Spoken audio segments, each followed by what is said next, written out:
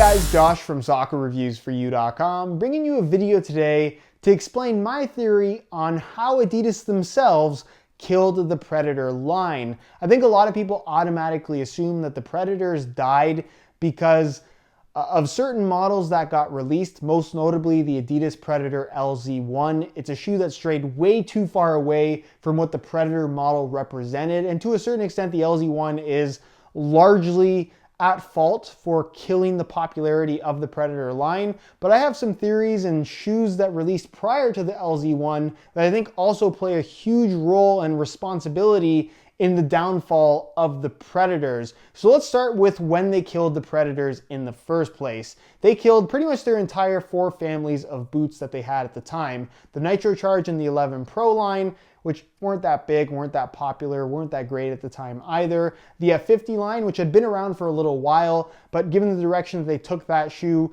it was definitely losing popularity. And then the Adidas Predator line, which the final model that we got from the brand was the Predator Instinct, a shoe that I personally really liked, but again, was way far off from what the glory days of the Predator was in terms of the style of shoe that it was. So the Predator Instinct, last Adidas Predator model, they weren't selling well. None of their shoes were at the time. They decided to kill it. They introduced the X, the Ace, and the Messi line, and that's basically where we are today, depending on when you're watching this video. So let's go back through Predator history and talk about what exactly happened here. So the Adidas brand is probably the most iconic soccer cleat brand out there, I would say. Obviously, Nike has created quite a history for themselves, even though they haven't been around in the boot market quite as long. But you look at the Copa Mundial, arguably the most iconic shoe of all time. And then right next to that, you have the Adidas Predator, which people who have played soccer over the years, kind of in the glory days of Predators, if you put a spread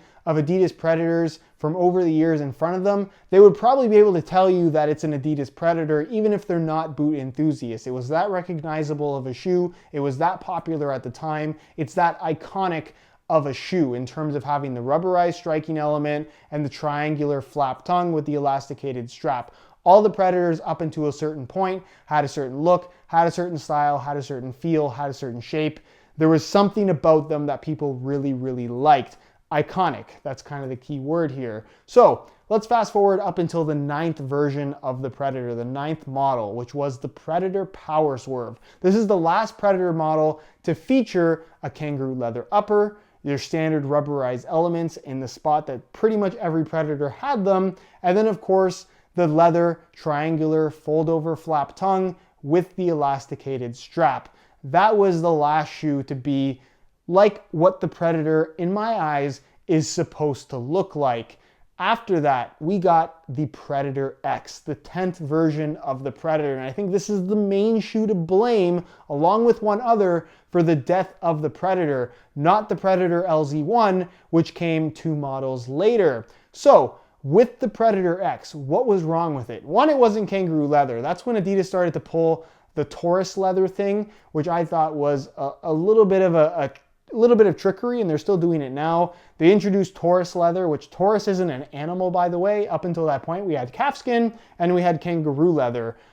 Taurus leather, it's a variation of calfskin with a special treatment process that allows them to call it Taurus leather, even though it's just calfskin leather. It doesn't really mean anything. It's just an alternate name that, again, is kind of misleading. And I think it was pretty fair to say that the quality of the leather on the Predator X, while it wasn't bad, it definitely was not what we got from previous Predator models, especially when you're talking about the amount of leather on that particular shoe. Now, the Predator X, I actually like.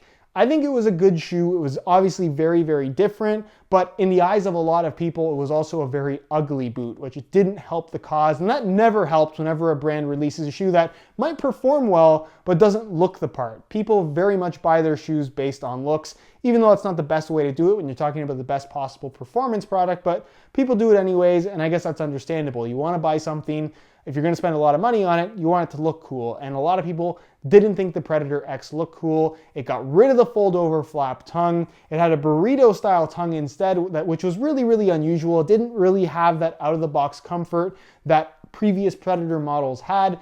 It didn't have any familiarity. It didn't relate to previous Predator models enough, and that's part of the reason why it wasn't successful, along with the fact that, again, a lot of people deemed it ugly. So that shoe really had to be successful in 2010. It originally came out in 2009. 2010, though, we had the World Cup. The colorway for that particular shoe in the World Cup, and that entire colorway pack from Adidas was really questionable. It was black and yellow. I'm sure you guys remember it. It didn't really look good on TV, quite simply. Nike at the time had the really cool kind of purple silver with the orange heel, and it had the same look across the entire line. So you had teams like Brazil where pretty much all the players wore Nike boots, seemingly wearing the same shoe. It was probably the main takeaway from the World Cup for people watching. Why are so many players wearing this orange heel, purple front, silver front shoe? And it was Nike, right? They did a really good job of marketing during that 2010 tournament, whereas Adidas had black shoes with yellow stitching that looked pretty plain Jane on TV. Also in 2010, I think the other shoe that is responsible for the death of the Predator line was the original F50 Adizero. Messi was wearing it, a lot of players were wearing it, and it made a pretty big impact on the soccer cleat world, especially amongst enthusiasts, because the shoe weighed in at 5.6 ounces in the synthetic upper variation, which was so much lighter than anything else out there at the time, and people got really, really excited about it. The 2010, the original F50 Adizero, it was a pretty solid shoe. It definitely got better over time. I think 2014 was probably the best F50 Adizero we got, but in 2010, at 5.6 ounces, that shoe really blew people away in terms of what it had on offer from a feel and performance standpoint. And what kind of feel and performance quality did that shoe have? Thin and light. What do we see now? Thin and light. That's been the modern trend for soccer shoes. That F50 Adizero in 2010 paved the way for pretty much every shoe we've had up until this point. That light, thin trend has not yet ended. Yes, we have knitted shoes now, but the knitted shoes are still light and they're still relatively thin, like that original F50 Adizero. That changed people's taste in soccer cleats, or changed what people want from a pair of soccer shoes, at least in the eyes of these big brands, be it Adidas, be it Nike, be it Puma, because obviously they've all changed their products to be thinner and lighter as what we see today. So the 2010 F50 Adizero, which was pretty successful, and the Predator X, which was not successful and strayed too far away, I think are the two main culprits for why the Adidas Predator line died. And like I said, it's Adidas's fault. They launched a brand new shoe, so obviously there's going to be heavy marketing on something like the new F50 Adizero, but they really buried the Predator line themselves by really making it a boring shoe. It was not a popular release as it was. It was a boring colorway. It was pretty ugly for a World Cup boot. And again, people just lost interest in the Predator from that point. The next model, which was the Predator Adipower, which they launched again in a colorway that was not black, white, and red, which I don't know why. They did the blue and yellow. Eventually we got a black, white, and red, but it should have launched like that. That's kind of the distinctive colorway for a Predator, but they didn't do it. And I think that hurt the release a little bit, if I'm being completely honest. But the Predator Adipower was a pretty solid shoe. It got more back, I guess it went closer to what we had before from the Predators, but again, the quality of the leather wasn't as good. It didn't have the flap tongue. They tried to make the Predator lighter, giving it somewhat of a sprint frame construction, which made sense at the time, I suppose, because that was how soccer shoes were trending. But I think longtime fans of the Predator line, people who were wearing power swerves, which was, like I said, the last real Predator in my eyes, didn't necessarily want something like the Predator Adipower. A lot of people tried it. The Adipower, I don't think, did that poorly, but it was still too far away from what the Predator line was prior to that. And then we got the LZ1, which I think just completely made people lose hope in what the Predator would end up being. It was no longer a leather shoe. It had a completely different look. It was arguably ugly. I think the original Predator LZ was a pretty ugly shoe, but I guess everyone has their own opinion on that. The launch colorway was pretty brutal. And again, it was a shoe that I don't think was bad, but it was way too far off from what the Predator was supposed to be in the eyes of a lot of people, longtime Predator fans. I guess the core audience and core, people of the buyers of that shoe didn't want what the Predator LZ was. They wanted something more along the lines of what the Predators used to be, and Adidas quite simply did not give those people what they want.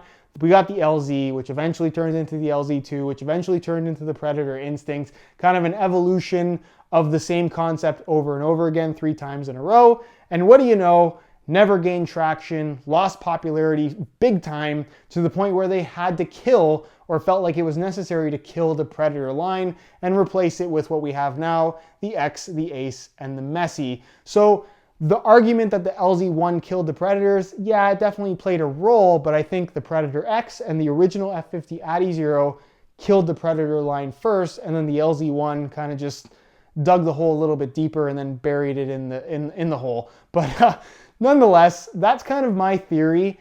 Will we ever see a shoe like the Predator again? Will we see a Predator line come back in some point in time?